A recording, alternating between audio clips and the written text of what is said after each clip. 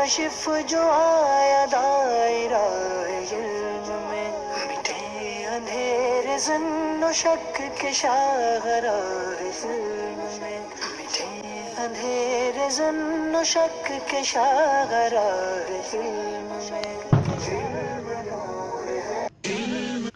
بسم اللہ الرحمن الرحیم۔ آج ہم انشاءاللہ عز و جل اشارہ اور دلالت میں فرق جانیں گے۔ اشارہ اور دلالت میں فرق۔ اعلم ان الاشارۃ تکون فی الحضرۃ والدلالۃ فی الغیبۃ بین الطریق۔ جاننا چاہیے کہ لفظ اشارہ اور دلالت کے درمیان فرق یہ ہے کہ اشارے میں تو مشار الیہ کا حاضر ہونا ضروری و شرط ہے، یعنی اشارہ آپ تبھی کر پائیں گے جبکہ مشار الیہ حاضر ہو، موجود ہو۔ ظاہر سی بات ہے، جس کی طرف آپ کو اشارہ کرنا ہے اگر وہ موجود ہوگا تبھی آپ اشارہ کر پائیں گے۔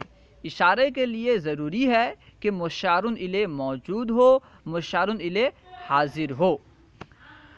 لیکن دلالت میں مدلول کا حاضر ہونا ضروری نہیں۔ دلالت کے لیے ضروری نہیں کہ مدلول حاضر ہو۔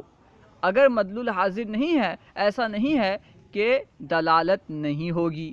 مثال کے طور پر اشارے کی مثال، جیسے آپ کو زید کی طرف اشارہ کرنا ہے تو آپ زید کی طرف تبھی اشارہ کر پائیں گے جبکہ زید حاضر ہوگا۔ اگر زید حاضر نہ ہو تو آپ اس کی طرف اشارہ نہیں کر سکتے۔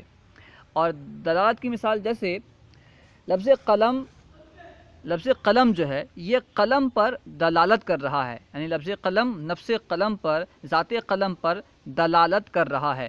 لیکن ایسا نہیں ہے کہ اگر قلم حاضر نہ ہو، اگر قلم موجود نہ ہو تو لفظ قلم پر دلالت نہ کرے، چاہے قلم موجود ہو یا نہ ہو، لفظ قلم پر دلالت کرے گا۔